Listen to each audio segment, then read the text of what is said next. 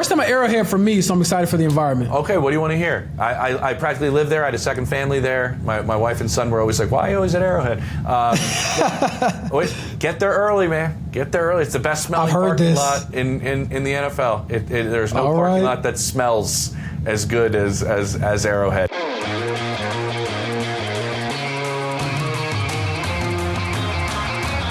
Oh, welcome into Scoop City on a Thursday. I'm James Palmer. Thank you for joining us. Please like and subscribe. Hit that smash button right there, or smash that like button. Strike that. Willy Wonka, reverse it. We have a monster show for you before we get to these Week 12 games to prepare you for everything you need to know. We have a trip around the NFL like we do it every single Thursday. Our road trip will include stops with the Indianapolis Colts, who have a monster showdown going to Arrowhead and facing the Chiefs, a team that is desperate. How often have we said that in seasons past? Also, the Cowboys will check in on America's team as they square off against the Eagles at home. They've been a team of two different teams, really, home versus the road. What do we see now down the push in a monster 12 days coming up for the Dallas Cowboys? And lastly, we look at the Bears. We take a deep look at the team leading the NFC North at 7-3. Can they hang on?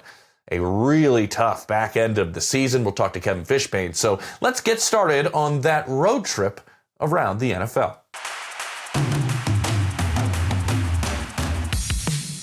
Oh, and we get moving with the Indianapolis Colts and the Kansas City Chiefs. James Boyd, a regular on the show, joining me once again. Way to support the team, by the way, with the athletic hoodie. I like to support, company, man. Like it. Looks good. This is a monster one. We were just chatting a little bit of what Indy is like right now, what's going on in the streets, and they got to be stoked about going to Arrowhead and playing this Chiefs team, who's kind of the more desperate team out of the two. But, James, I have to ask you this because it almost feels like the Chiefs' backs are against the wall, but is there more pressure on the Colts considering everybody is just so curious? Is this team what we maybe hope, maybe think they are? I don't think there's more pressure on the Colts versus the Chiefs because the Chiefs are basically playing for their playoff lives at this Certainly point. Are. They can't continue to drop games. They never lost 3 in a row in the Patrick Mahomes era. Nope. The sky is falling over there in Kansas City, right? But I do think there is a lot of pressure from the psychological standpoint of the Colts haven't won many of these games since the days of Andrew Luck, since the days of Peyton Manning. They had a pretty good year with Phillip Rivers in 2020, but this is a chance to say, our new regime, we're believing in Daniel Jones. We've invested with Sauce Gardner. This is what you do it for, to beat teams like this. And so, although they're 5-5, the Chiefs are still very formidable. You look at a lot of different categories. They're top 10 all over the place, offense and defense. And still, you got Patrick Mahomes. And I think him alone gives you a little bit of a psychological anxiety because you know what he does typically when his back is against the wall. You certainly do. And the guy who knows it better than anyone in that building, and you know who he is, the man who runs that defense in Lou Anarumo, and the battles that him and Patrick have had. I've been on the sideline for most of those battles, honestly, watching them in person. And I've always loved the buildup of the chess match when you hear people in Kansas City talk about what Lou brings, and you hear Lou talk about what Patrick can do. Do you feel like in the bye week and in this week, when you talk to people in that locker room, are they leaning on the experience of their defensive coordinator in any sense? They certainly are. I don't think you can put 100% stock into everything that happened in Cincinnati translating over here to Indianapolis. But to your point, James, you can't dismiss it either. He's had success against Patrick Mahomes. And I think the key with keeping Mahomes kind of off kilter is when do you blitz, how do you blitz, and trying to make sure that you're playing a lot of man versus zone. You look at the man versus zone numbers this year. Patrick Mahomes is typical Patrick Mahomes against the zone. He carves it up. Against man, he's been, for his standards, pretty bad. And so if you look at this Colts back end, when they were giving issues to Mahomes when they were in Cincinnati with Lou Anarumo, he had a lot of really high IQ defensive backs that are all over the place, making plays, vets. And then now you've had some of the vets in place. You have Kenny Moore II in the slot. You have Cam Bynum. Nick Cross is coming into his own, his strong safety. And then you supercharge that cornerback room with trading for Sauce Gardner and the potential return of Charvarius Ward. Is he coming back? Are we going to see? Because what I think about it is this defense that you're mentioning, when can you pick those spots to bring extra pressure and bring extra bodies on Patrick Mahomes? If you have two top flight corners that you have the ability to do a lot of different things, and I think Kenny Moore's one of the better slots in all of football, is Charvarius Ward coming back? Because to me, that makes it go, okay, Lou can do a lot more pre-snap, post-snap, and how he wants to do coverage when he has both those corners. Yeah, so he is on track to return. They haven't officially announced anything just yet.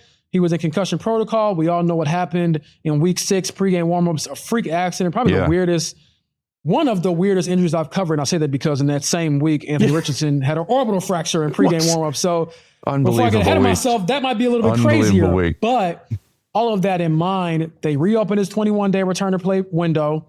He's been a full participant in practice so far this week. And talking to Jerome Henderson, the Colts DB's coach, earlier this week, he said the hope is for him to be out there. And to give you kind of a visual, James, when I was over in Berlin a couple weeks ago, Charvarius Ward made that trip. Mm-hmm. And in my mind, I'm thinking you're not going to fly across seas and, be on a plane for that long and be at high elevation if your brain and your head isn't in a good spot. And then even if you knew nothing about the Colts, where I was standing in Berlin, where they were coming out of the tunnel, Charvarius Ward came running out during warmups looking as if he was going to play, had the cleats on, had the gloves, had a little lather on him from sweating. And I'm like, wait a minute, you can't play this today. So I think that all points to him getting back out on the field and facing his former team, whom he had a lot of success with back in the day and won a Super Bowl with, I believe, during the 2019 season. Yeah, I remember him well. And that pressure, the corners, and then the pressure up front, and we know Patrick and what he can do, but third down this year, this is the worst in his career in terms of passer rating, completion percentage. He's been a completely different player when he's been pressured more than 25% of his dropbacks this year. It's been night and day almost, but you have no DeForest Buckner. So how do you change things up front? What is that loss? Am I exaggerating it? I don't think I am with him not being on the field. No, DeForest Buckner is easily the Colts' best defensive lineman, and he is currently on IR with a neck injury. The man flew to Panama during the bye week to get stem cell treatment, presumably on his neck. So that does not sound great for his foreseeable future, but he can't even play until week 15 at the earliest. So in his absence, you're going to have to rely on some backups there. Neville Gallimore, a veteran. Adetomo Adebawore, a Colts pick from a few years ago. He's coming into his own, but neither of those guys were the level of DeForest Buckner. So to offset that, James, I think that's where the return of Charvarius Mooney Ward is big. If you have Mooney in there, you can be more aggressive with some of your blitz packages because you trust your back end more. You're saying, okay, we got 2 lockdown cornerbacks. We got a big-time corner in the slot as well. So if we bring more pressure because we're lacking the presence of DeForest Buckner, maybe we can just offset that a little bit to keep, again, Patrick Mahomes off kilter, because we know if you give him time, he will carve you up, and you cannot let him create outside the pocket either. No, you can't. And let's flip it over before we go. And obviously this Colts offense, we've loved watching it. I don't want to call it balance. It's almost like they do whatever the opposite of what they're seeing is to expose a defense. And it's been really, really impressive. But what Steve Spagnuolo does is he likes to show you one thing and then something else happens. And that's a big way, the way his pressures work. It's kind of interesting almost. You saw last week going, usually a rusher comes free, right, James, in a time where you didn't expect it to happen, and a huge play is made by that Chiefs defense. You actually saw that happen with the Broncos against the Chiefs where J-Mac comes off the corner. But I digress. Essentially, how do you see Daniel Jones dissecting all of this? He's been very good and given a lot of liberty at the line of scrimmage. How do you see him handling what Spags is bringing and being able to pick it apart before that football snapped? That will be the key, James, because for the first 8 games of the year, Daniel Jones only had 3 turnovers. The last 2 games, he had 7.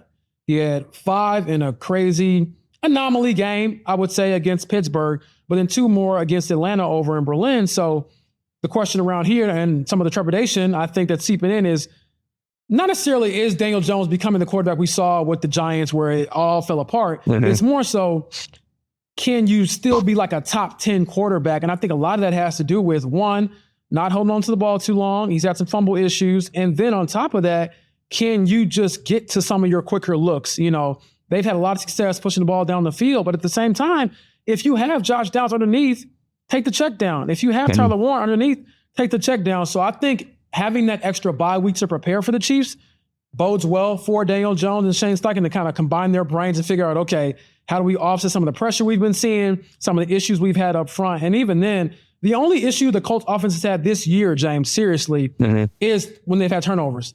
even in the games they've turned it over a lot, they've moved the ball a ton.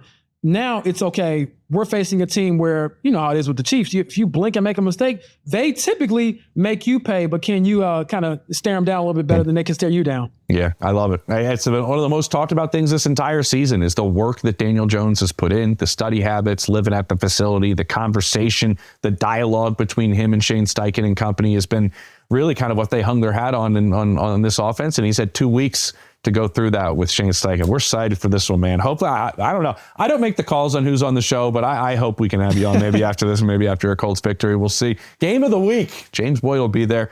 Good chatting with you, man. Thanks for having me. First time at Arrowhead for me, so I'm excited for the environment. Okay, what do you want to hear? I practically lived there. I had a second family there. My wife and son were always like, why are you always at Arrowhead?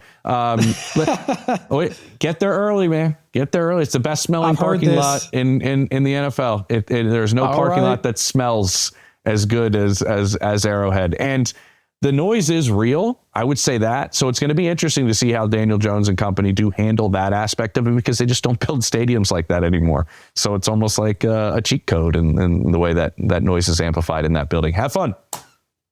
I will. Thank you. All right, our Thursday road trip continues as we head down to Texas and we check in on the Cowboys with John Machado. And John, I have to start before we get into football. What the organization has been dealing with over the last several weeks with Marshawn Nealon and the tragic passing that he had.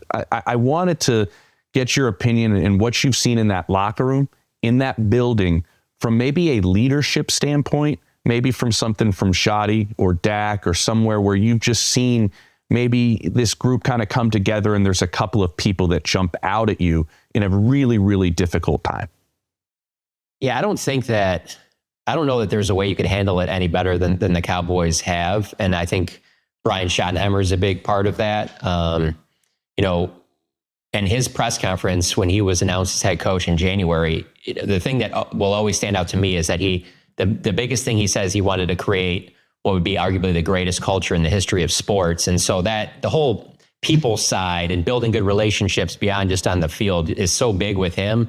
And so in this situation, I don't think you could handle it any better than he has. And then, in the locker room, I don't know that you can have somebody better in this situation than Dak Prescott or Solomon Thomas because of what they have gone through, losing family members to suicide. And I don't know that there is a person, beyond the NFL and all of sports that's, a bigger advocate for suicide prevention than Dak Prescott. It's often written on his tape on his wrist, ask for help. And so I don't know that you can find a better group. Now we did not have inside locker room access last week. They brought players out to the Star or out onto the practice field inside the Ford Center. And you could tell it was the 5 or 6 players each day that felt comfortable. They were going to be obviously asked questions about Marshawn Nealon. And yeah, Dak and Solomon Thomas were great, but so were several other players that were close to Marshawn. So, and then with the way that they played Monday night and the way they honored him before that game, and then even in talking about him after, like Schottenheimer said, it's definitely one of those things where they're not going to be forgetting him, but you can tell that, especially with it happening during the bye week, they wanted to get back out on the field. They wanted to be around each other. When that happens on the bye, you know how it is. Most of these players aren't even together. And so I think playing that game Monday night was huge in their healing process. Yeah, it was really special to watch, honestly. I wanted to get that in there because, honestly, we oftentimes forget, John, that these are human beings that are playing this game that we all enjoy and love and watch. And sometimes I think in situations like this, there's no better place to be than within a team, within that environment to try to cope and go through a situation like all of these players are going through. So I appreciate you kind of gleaning a little light on that. To the football field, I have a crazy take here, and you tell me if I'm out of my mind. Did Jerry get all of this right, possibly? What we saw, and we know it's the Raiders, but from Quinnen Williams and that interior up front, why does a good interior work so well with the way Eberflus runs the defense?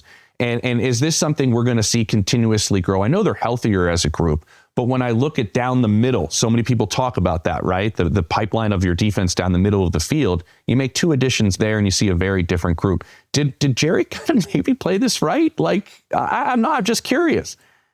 I'm pretty cynical about this. So I've been you got to wait to see how he spends the extra money, right? Like if he hits, it's there, and yeah, exactly, that he saved. Sure, but for me personally, it's just the middle of the defense part that you hit on, because this is my 15th season covering the Cowboys, and they have never come close to spending a defensive tackle like they have now. And you just constantly are looking around every year at all the teams that are really good, that are making deep playoff runs, that are going and winning the Super Bowl.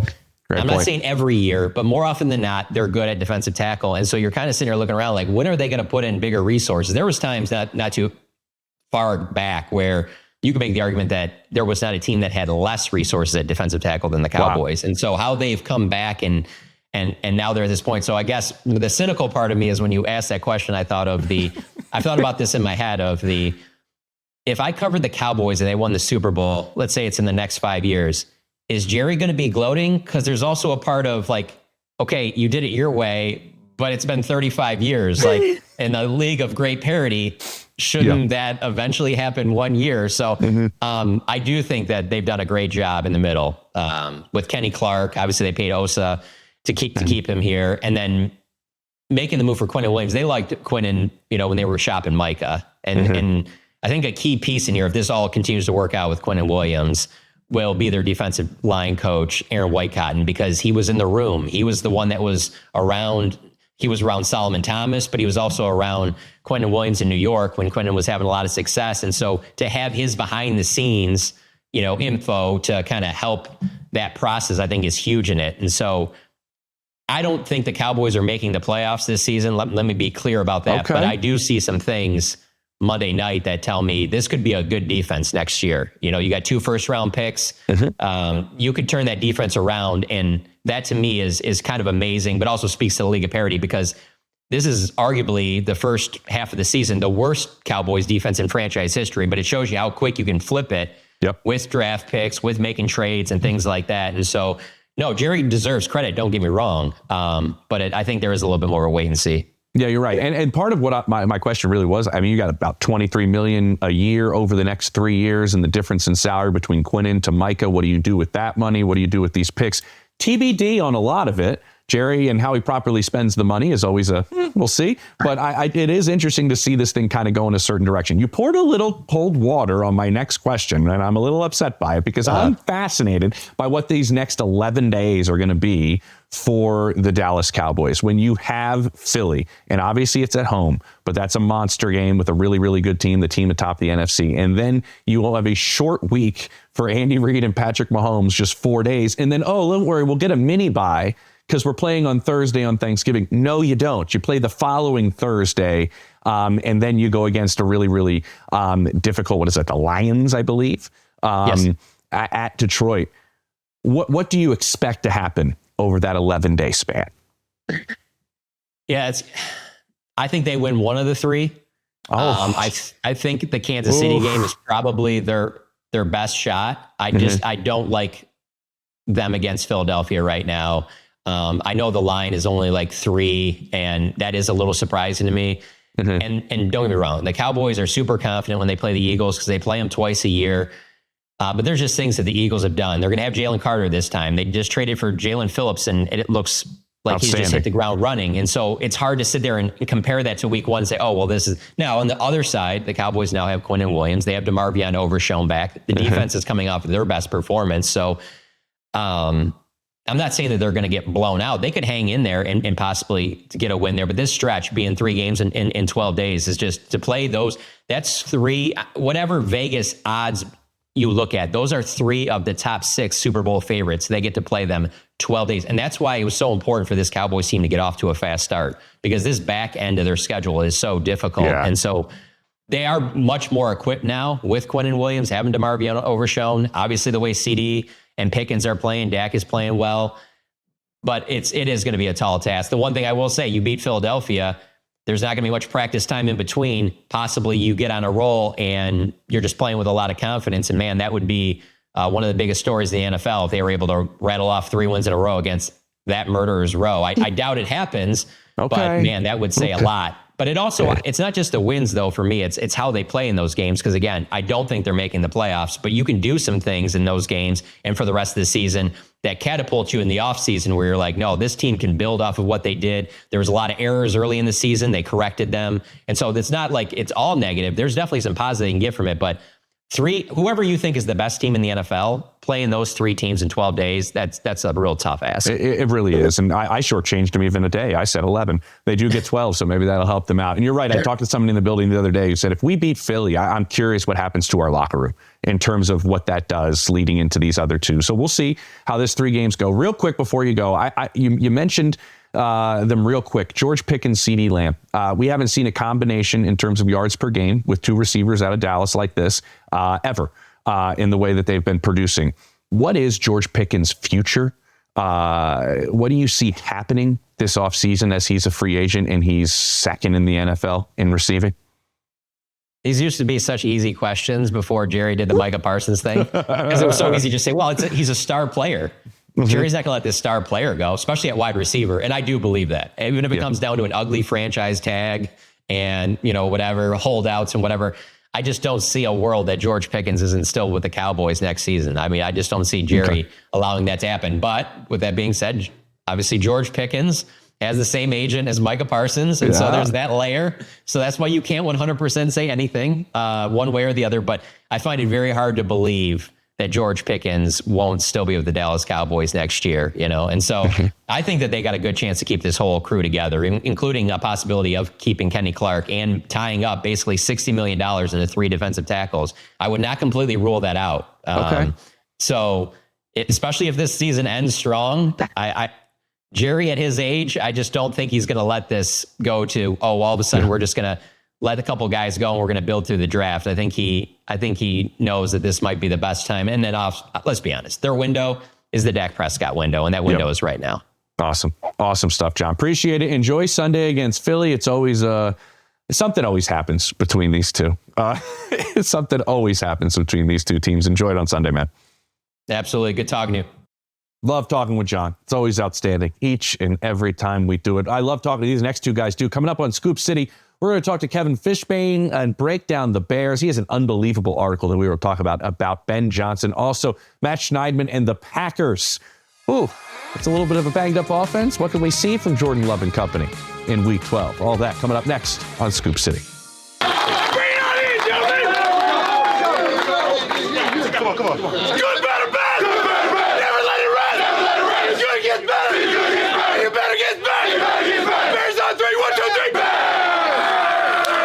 Run through a brick wall. Welcome back to Scoop City. James Palmer here with you with Kevin Fishbain, who covers the Bears brilliantly for us and wrote an article about that saying that Ben Johnson brought to the Chicago Bears that he took from high school. I'm not going to give anything else away. I want everybody to go to The Athletic, read it. The stories, the twists, the turns, who was involved. Kevin did great work doing this.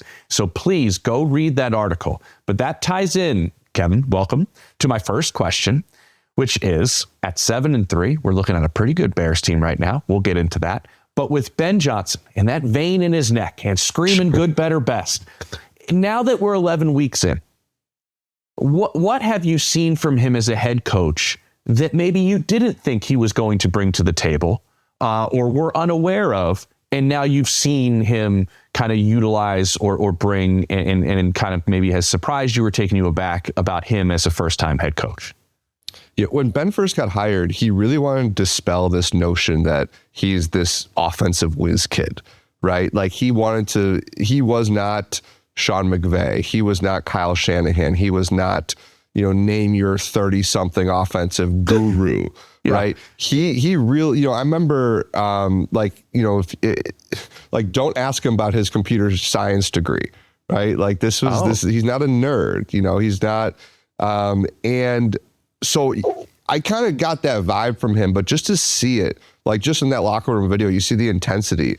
And you kind of realize he's more like Dan Campbell, I think, than people maybe gave credit for. They kind of thought, here's this silent genius drawing up these crazy plays for Dan Campbell. No, Ben's intense.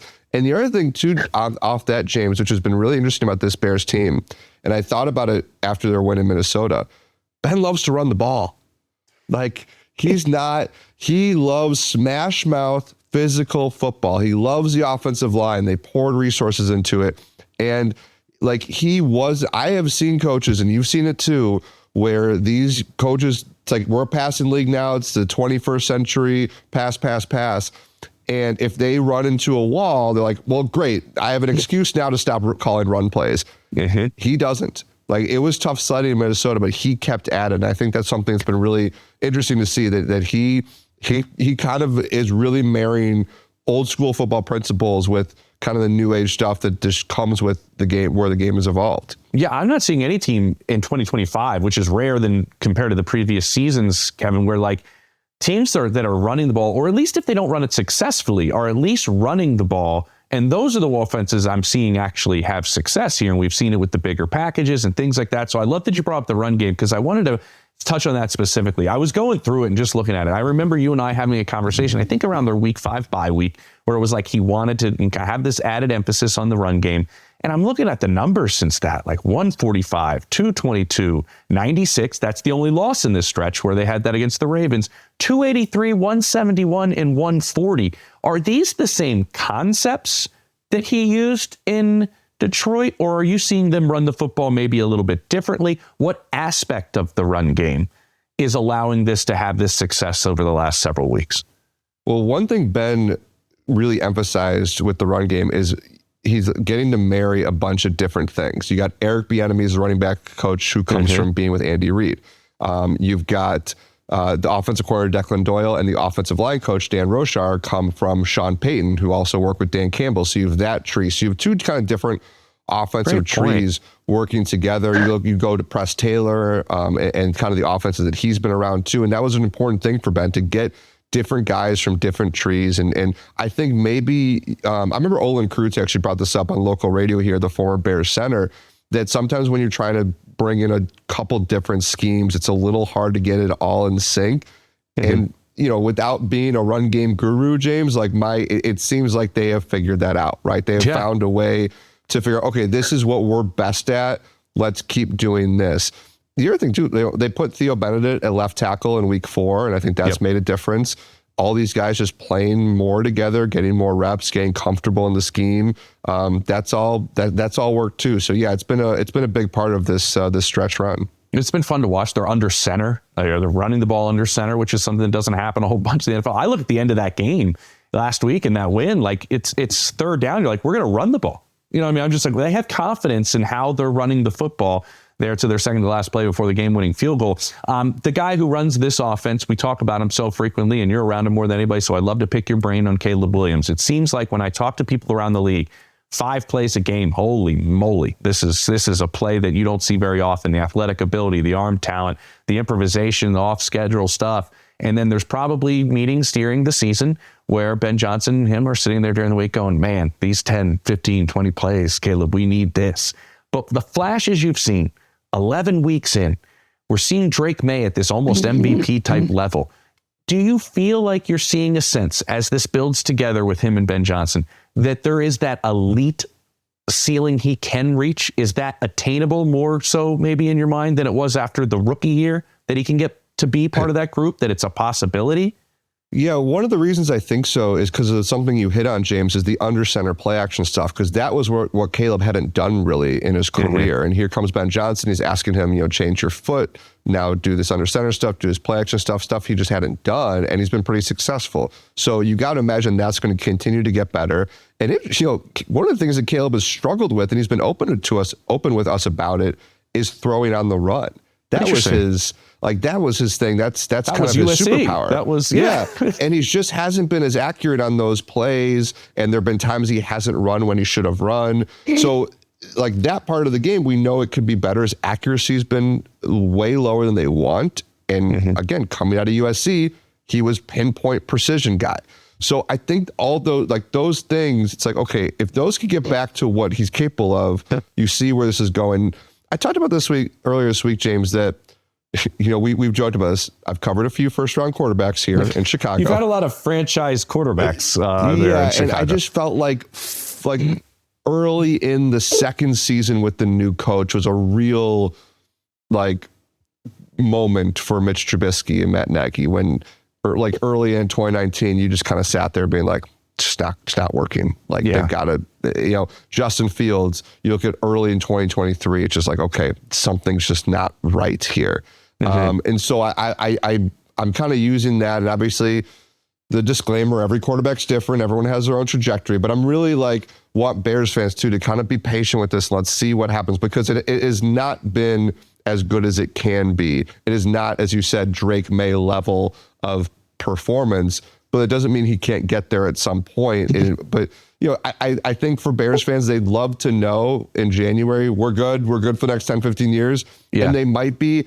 I just don't know what that ceiling is yet. And, but the thing is, the one thing he can do that you can't teach, he's clutch. And it's just like, it's working. So, it's like when I used to coach like youth baseball, if a kid was doing something, like if he was throwing strikes and it had a kind of funky motion, I wouldn't touch it. I'm like, you know what, you're throwing strikes. It's like, just keep rolling. When you're older, we can deal with that. So like, there's nothing about Caleb's mechanics. I just bring that up too, because sometimes it's like, man, there's something that's really working here. So you just think like, okay, this is good. Let's keep rolling with this, but we know we can kind of make these corrections. Like that kid, I'm like, I'll work on the mechanics eventually and we'll get you to even better level. But right now, just keep rolling.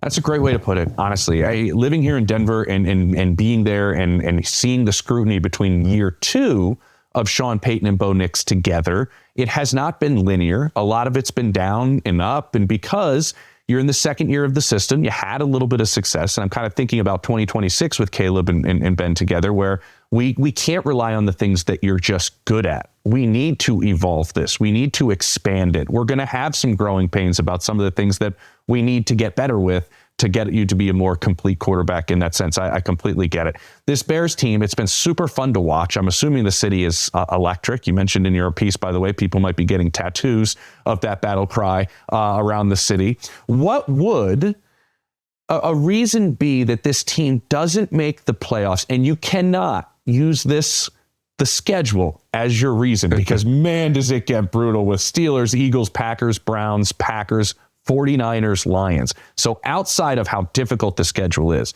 there a part of this team that you're looking at going, that could hold them back this second half, even though they're playing well and in first place in the division?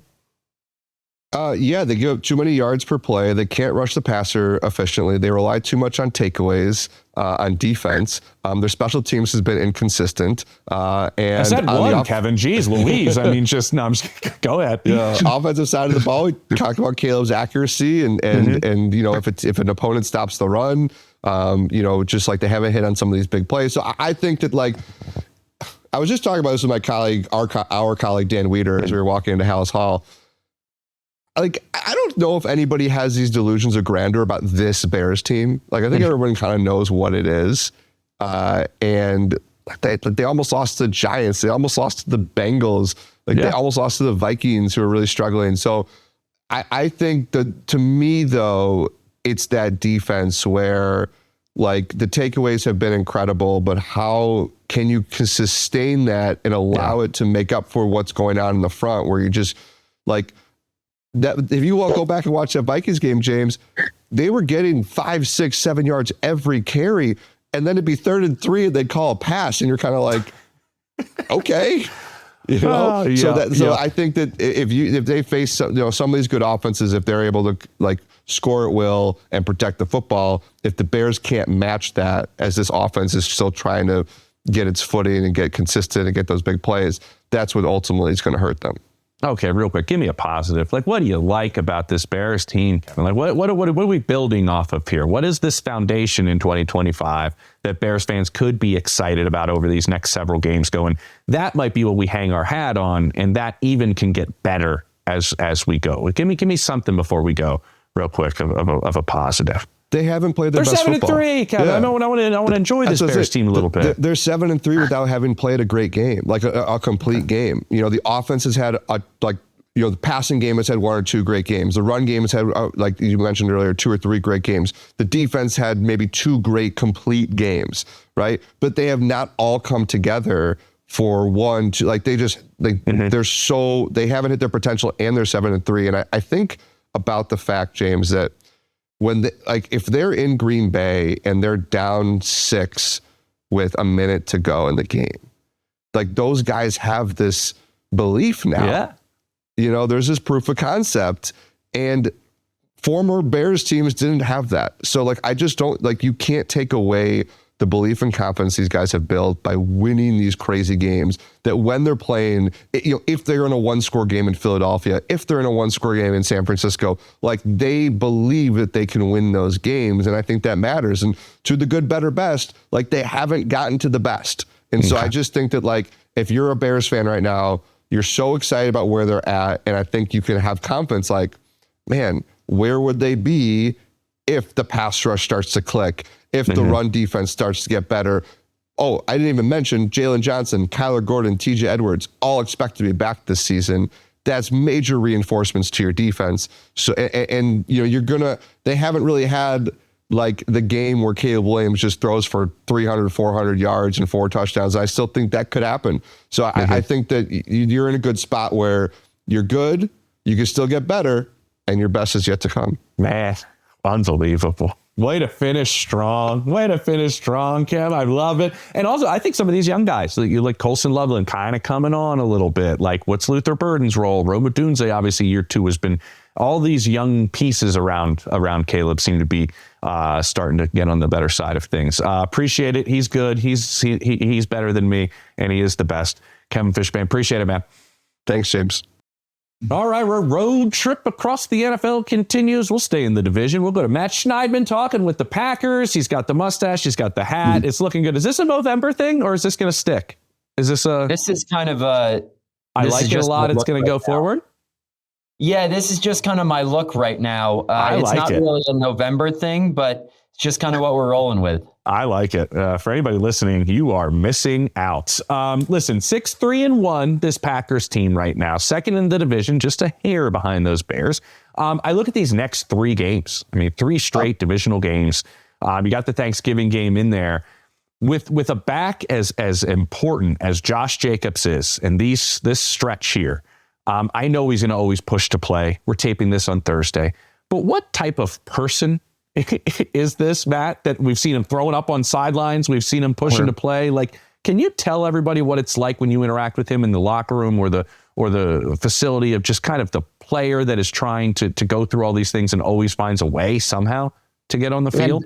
And that's really what it is, James. And first of all, we're talking about Jacobs because, you know, he bangs his knee on the MetLife turf on Sunday, misses the final 3 quarters of that game, doesn't practice yesterday. As we record this at 12:43 p.m. Central Time on Thursday, my hands are still purple because we just came off the practice field. Josh Jacobs is out there. He's practicing. Wow.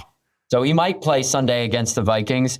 And to your point, he has not missed a game yet for the Packers in his now second year with them. He came in free agency before last season as a guy who I think he had only played 1 full season in his first 4 or 5 in the NFL. Dealt with some nagging injuries, nothing major, but he has a C on his chest for a reason. Teammates voted him, Jordan Love, and Tucker Kraft as the 3 offensive captains before the season started for a reason.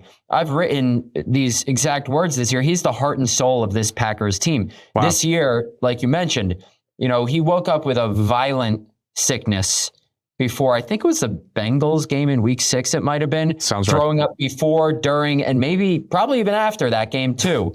Against the Cardinals the following week, he had a calf injury, and, you know, members of the team, coaches-wise, higher-ups-wise, did not want him to play, but he pushed to play and played in that game. I believe he's second in the NFL in rushing touchdowns behind Jonathan Taylor. Doesn't have the gaudy rushing numbers, but he's top 10 in all-purpose yards for running backs in terms of total yards from scrimmage. He's just a workhorse, a true feature back who can put it all on his shoulders, and a guy who's going to try and grit through anything to play, as he's seemingly doing this week as well. Yeah, and that's why I had my eye on him over these next 3 games. I mean, just vital to this offense. You mentioned Tucker Kraft. They lose him. How has the offense been different since you've seen Kraft off the field? I mean, he really was, before the injury, you know this, like he kind of was their best weapon as an offensive weapon. What has changed? What do we look for moving forward now that they are in life without Tucker Kraft? I don't think there's any kind of about it. He was their best offensive weapon number one in the NFL among tight ends in yards after catch per reception. I think he was third overall among all players in yards after catch per reception. And that's where I think they miss him most. The Packers have been seeing a lot of too high safety looks because they live off explosive plays on offense. So teams are trying to take those away and force a quarterback in Jordan Love, who likes being aggressive and pushing the envelope, to just check it down all game. And hopefully, they say, he gets impatient and throws a mistake when he gets impatient. And that has happened before this season. For example, against the Panthers in a 3-point loss, they're frustrating him all game by making him take everything underneath. Then he throws a deep shot finally, and it gets picked off. So I think where they miss Tucker Kraft is there, because in order to really move the ball downfield when you're having to take all those underneath stuff because of how the defenses are playing you, you need guys who can get yards after catch. Mm-hmm. And that's Tucker Kraft. And there's not really anybody else on the Packers, save for Jaden Reed, who hasn't practiced since week 2, but will soon here, but still isn't, who can really generate yards after the catch. They have Christian Watson, who's great downfield, Romeo Doubs sometimes, Matthew Golden can be, even though it really hasn't showed.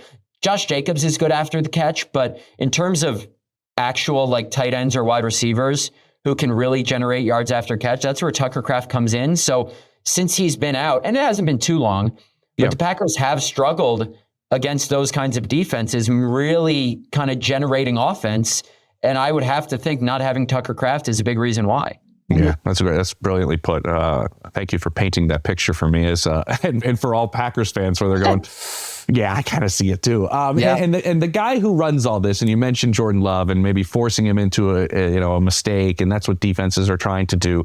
When you look at him, he's kind of one of these more polarizing signal callers in the NFL. Everybody seems to have an opinion on Jordan Love, however it may be on all ends of the spectrum. But I think when I ask people around the league, man, it's just like the arm talent is there. The ability to play on the move and win games are there. You said in your mailbag, as I was reading it this morning, you can definitely win a Super Bowl with Jordan Love. Yeah. My question is, though, with what you mentioned about Tucker Kraft and Josh Jacobs is maybe banged up a little bit, like, can he carry you to a Super Bowl if that's what ends up having to happen the second half of the year? That's a great question. I think that's what we're about to find out. And I'll give my answer. That's not just a cop-out. Yes, thank you. I think even without Jacobs and Kraft, I think he could. But the Packers' biggest weakness right now is their offensive line. And you know this better than anybody. A quarterback can only do so much if he's under fire all game long. And the reason I say that about Jordan Love is because from watching pretty much every step of his career, and yes, he is a polarizing player, this misconception I think that there is, and Dan Orlovsky has touched on this a bunch, that Jordan Love is some turnover-prone guy who's just going to be reckless with the ball. I don't think that's accurate. I think he has 3 interceptions this year. Sure, the touchdown numbers aren't gaudy, but just watch him on a down-in and down-out basis, and some of the throws he makes on and off platform are ridiculous, that only a select few guys can make in the NFL.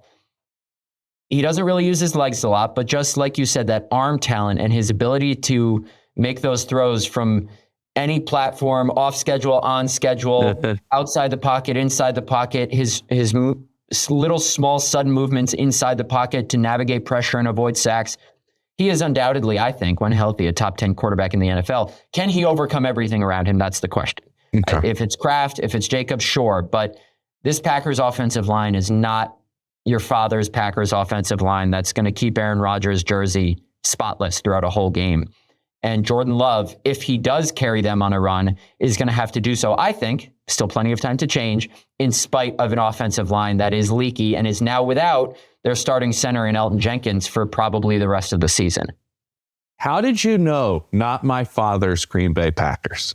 Unbelievable. Did you know my father, born in Whitefish Bay, his prized possession is a autographed football of the entire team from Super Bowl 1. Wow. It is his prized possession. Was born in Wisconsin. Yes. So it's not my father's Green Bay Packers. Was very fitting for this conversation. Before we go, you caused a bit of a stir. I like to call it a stir. I use that phrase a lot with your piece and your question with Matt LaFleur. And is he on the hot seat? What would have to go wrong the rest of the way out, Matt, for that seat to legitimately be, in your opinion, pretty toasty after the regular season? So I'll preface my answer by saying this. That column was not just my opinion. I would say it was a really good column. I read it. It was great. I appreciate that. Yeah. Thank you. That question and the premise of that column was not based strictly on my opinion. There have been things that I've heard that lead me to believe that Matt LaFleur could very well be coaching for his job. What has to happen if they miss the playoffs, which I don't think they will. If they miss the playoffs, I think there's a very good chance he's fired. If they go one and done, it's a possibility. It was my understanding that when the season started, I don't know about right now, when the season started, that Ed Policy, first-year team president, was not totally sold on extending Matt LaFleur. And let me say, that was not because he was disappointed in LaFleur's performance. Of course. Ed Policy served on the hiring committee for Matt LaFleur. He has a good relationship with him. He thinks he does a great job. And quite frankly, I think Matt LaFleur is a very good football coach too. But this is Green Bay, Wisconsin. There's something to be said for one and done is not good enough every year. Sure, of course, Matt LaFleur would be the hottest name on the head coaching market if he gets let go. But Green Bay's different. Matt LaFleur might be great for 15 teams in this league, probably more. But if he isn't the guy to get the Packers over the top, and if this offense maybe stalls out, then all I'm saying is it's a consideration. I'm not saying he should be fired. I'm not saying he will be. All I was saying was the offense wasn't looking great. They were better against the Giants. But after that Eagles game, I wrote that because they look kind of like the same team they were the last 2 years. Good, but not great. And if the team becomes stagnant and the offense becomes stagnant, it's at least a consideration. And by not extending Matt LaFleur or Brian Gutekunst before this season with 2 years left on each of their contracts, you leave open the possibility and the discussion for this. So I'm not saying he's going to get fired. I personally don't think he will, but I would urge people who think that it's a done deal that he's going to get a long-term extension this offseason because Ed Policy doesn't want them going into contract years next year. Of course. I would urge people to think that's not quite a done deal either, and there's still probably a little bit for him to prove here in these next 7 games that they have, and hopefully for their sake, more. Oh, tremendous insight. That's outstanding. I thought the exact same thing when I was reading your piece. And to me, Matt, it always jumps out at me when a team breaks precedent from what they're usually used to doing, and the results are the same. When you reach out and you make a move like on Michael Parsons, or you do something like Matthew Golden in the first round, these are things where you thought you were close, and these will put us over the top, and they don't end up, transpiring into that type of progress.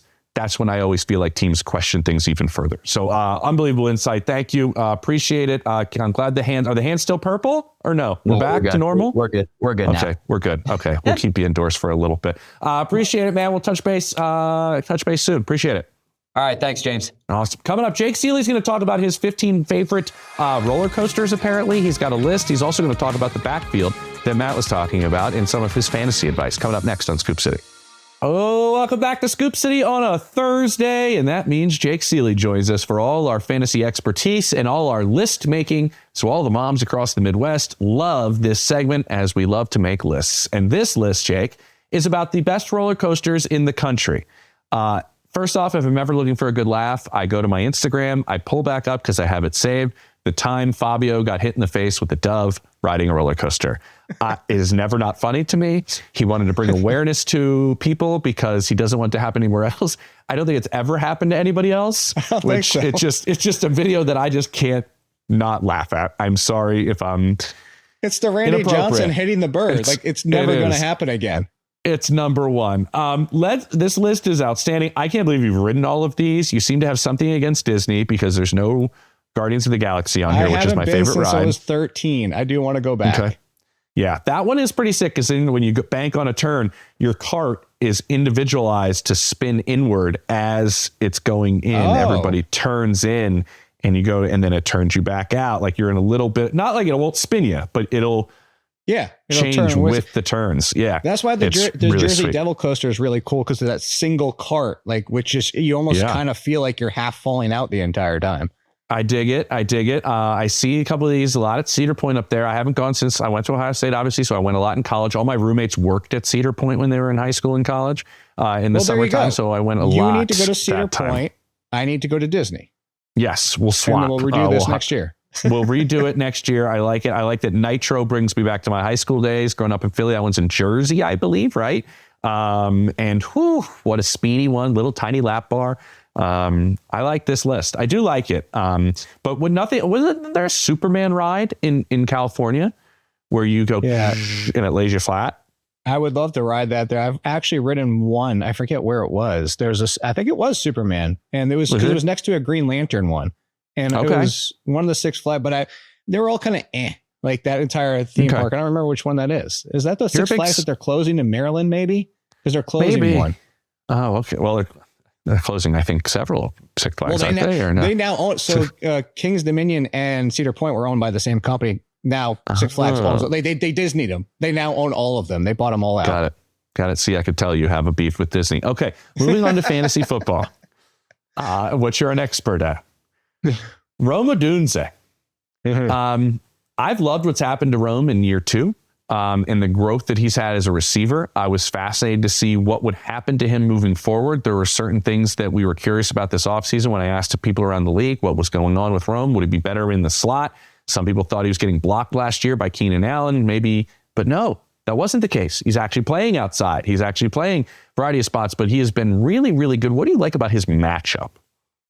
I love the fact that he dominates man coverage, and this is one of the more man-heavier teams, and I know that the Steelers played a little better recently, but if you're looking at a team that has been more vulnerable against the pass, the concerning thing is you bring it up like Odunze started off hot, and then since there's been a lot, and some of it's been Caleb Williams, is like some of the targets are now off target. He's been throwing more short than deep to Odunze, which all of this coincides with just the play and teams adjusting. I mean, this is what happens. You see, Odunze's breaking out. We need to pay more attention. But he still is one of the best wide receivers against man, actually in football this year. So and no team really runs more than 35% man at this point of what the NFL is. But it's still enough to say this is a matchup where he can bounce back. Hopefully, Caleb Williams sees that and takes some shots deep, which are still vulnerable against the Steelers. But I will say, and this is why I thought it was good that we're talking about Rome Odunze, if your trade deadline hasn't passed and he does have a good game, sell, because there is no worse schedule in the league than the Bears coming. The Bears might not make the playoffs if they if you're looking at their schedule like that, there's a legitimate threat with the fact that the Lions only have 4 losses behind them and are in the 8th seed right now, like out of the playoffs. The Bears might not make it. It is a brutal schedule. It really is. We broke it down with Kevin Fishbane earlier in the show. I believe they have the least odds of all of the first division leaders in the NFL right now to make the postseason. So you are spot on. Their odds are the worst and the least probability of making the postseason of all the divisional leaders. The team they're going against, the Pittsburgh Steelers, and Aaron Rodgers, is he going to play? We don't know. This is Thursday. He's working on that fracture in the left wrist. See what can happen there. Or Mason Rudolph. How does this, whoever plays quarterback, and we'll know by Sunday before everybody starts, but if you could break it down for everybody, how that impacts DK Metcalf specifically. So it gives him more upside, but more risk. Like DK Metcalf with Aaron Rodgers has basically been turned into like a Khalil Shakir because he just throws everything short to intermediate. Targets him plenty, but Aaron Rodgers, partly because what his arm is at this point of his career, there's 0 shots to DK Metcalf. And part of it is the offense as well, because they're doing what they can to make it work with Rodgers. But if Mason Rudolph's under center, it's not an upgrade, it's not a downgrade. It just means there's a bigger chance that Metcalf could hit one of those games we used to remember with the Seahawks where it's like, 100 touchdowns on 4 catches and a touchdown. 100 touchdowns? 100 yards. 100, yeah. 100 touchdowns. 100 touchdowns. That'd be killer. I don't know how you lose that matchup if that happens. I don't think you do. So 100 yards and a touchdown. But the obvious risk is it's Mason Rudolph. And I will say that, you have the floor of Mason Rudolph going out there and only completing 13 passes the entire game. So that's the risk. Higher ceiling, lower floor. But if Rodgers is out there, you can get Metcalf and you're basically going to get your wide receiver 3 performance. You want Aaron Rodgers out there. You need me on that wall. You want me on that wall. He's in Chicago. Can we put him on the wall? Behind the bench and move on. Oh, you know what? Yeah, okay, you can do that too. I was quoting a few good men, but I know a few good men. I do, but I want him on the wall. That's true. Good point. How about a couple of Wilsons? We're going to talk about Russell. We got a couple of Wilsons. One of them, I'm very curious what your take is. And I want to see what you have to say about these guys. Yeah, so Michael Wilson being one of them, a lot of excitement there. This is somebody I like coming out of college, and like I would say, like one of the highest, as in, I'm not saying to be like, ha ha, because I didn't see last week coming, but like as somebody who I thought like has some Joshua Palmer similarities, which when healthy, we've seen what Joshua Palmer can do throughout his career. But Michael Wilson needs some development time in the NFL. Like, I didn't think he was going to be a first-year hit, but he's had inconsistencies at the same time. And I'm saying all to say is, like, whether you're positive or negative about Michael Wilson, the positive we can take is that quarterback, Jacoby Brissett, who knows how to run the Petzig offense better than Kyler Murray. He has something in his head that clicks, unlike Murray, which says, hey, maybe target that Trey McBride guy a ton and let that feed the offense elsewhere. And you saw what happened with Michael Wilson. Do I think 2 touchdowns and a huge day is coming? No. Do I think he's attempting 57 passes? No. But even if you take out the 57 from last week, Brissett's averaging about 38 to 40 pass attempts per game now that he's taken over from Murray. So Michael Wilson, can we expect potentially an off game when he gets more attention this week? Sure, but I still have him as a wide receiver too. It's interesting because Emmanuel Wilson, the other Wilson, the running back, I have as a running back. Yeah, a running back too, because here's why. Imagine Chris Rodriguez on the Packers. That's the perfect comparison for him. Chris Rodriguez, not going to do much in the passing game, kind of that thumper. He's going to get you the tough yards. He's going to run between the tackles.